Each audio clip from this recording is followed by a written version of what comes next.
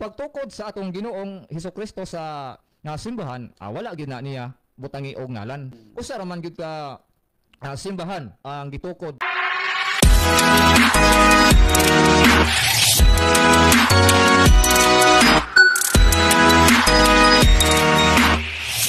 Ang atong mga kaigsuonan nga mga Seventh-day Adventist, sila mo ingon nga abroad.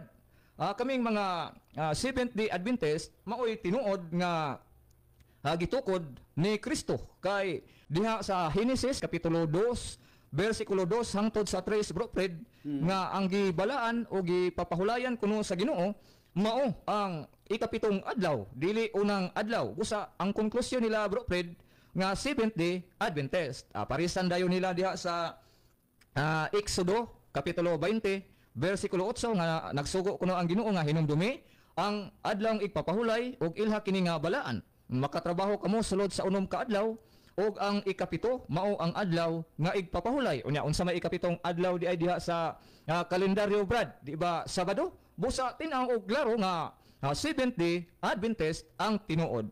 Ang mga kaigsuonan nato nga mga born again. Kutloon nila bro Fred ang San Juan kapitulo 3 bersikulo 5 nga wala kunoy makasulod sa gingharian sa langit gawas kun siya magpakatawo pag-usab. Unsa may in English og magpakatawo pag-usab, di ba? Born again? Nya ikaw Brad, ikaw sister, gusto ka nga makasulod sa langit? Kinsa may dili gusto?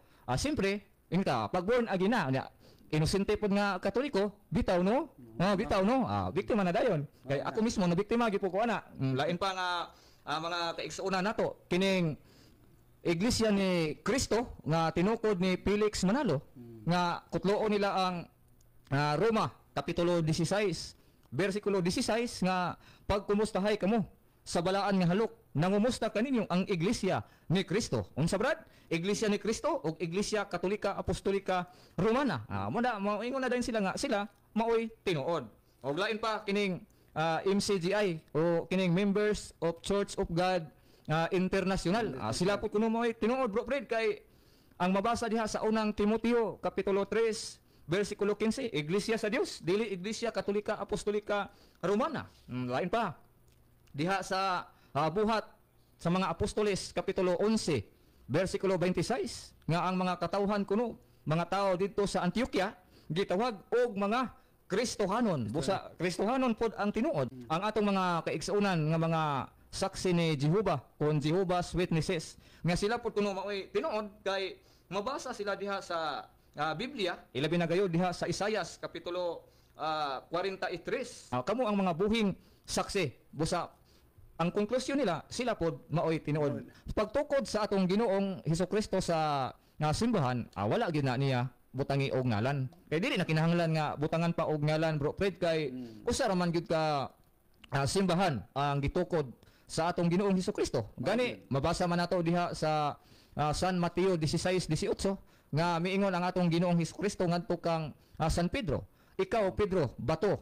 Ibabaw ni ining bato pagatukuron ko ang akong simbahan o akong iglesia. Buti pasabot usa ra gyud ka simbahan ang gitukod ni Ginoong Hesus. Kay kung daghan pa moingon unta ang atong Ginoo pagatukuron ko ang akong mga iglesia. Unya kay ang gigamit sa atong Ginoo singular man pagatukuron ko ang akong iglesia. Wa man moingon og mga iglesia. Busa tin-aw og klaro nga usa lang gyud ka iglesia o simbahan ang gitukod ni Ginoong Hesus. Unya moingon na ba niya atong mga pinangga nga mga kaigsuonan ilabi na sa atong mga amigo nga mga magwawali, mga pastor, mga evangelist o mga ministro. Brad, pataka raman ka og interpret Brad nga kanang iglesia nga gitukod diha sa Mateo 16:18 Brad dili man na building. Dili bitaw na building.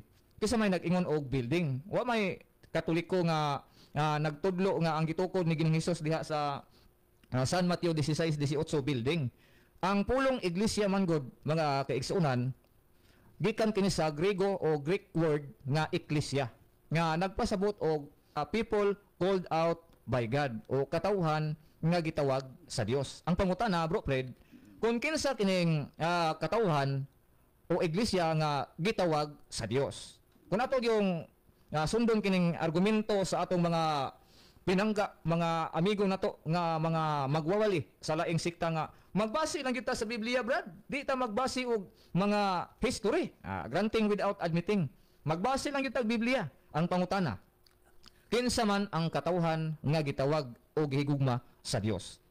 Kung atong basahon ang sulat ni San Pablo diha sa Roma kapitulo 1 bersikulo 6 hangtod sa 7, tinaw og klaro nga ang katawhan nga gitawag og higugma sa Dios taga Roma.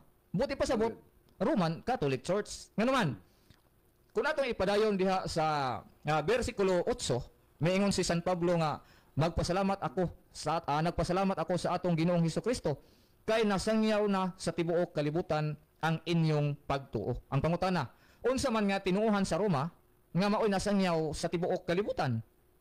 Di ba? Walay lain. Roman Catholic Church. Mao ang gitawag og Roman Catholic Church kay tuwa dito sa Roma ang sentro sa mao nga tinuohan.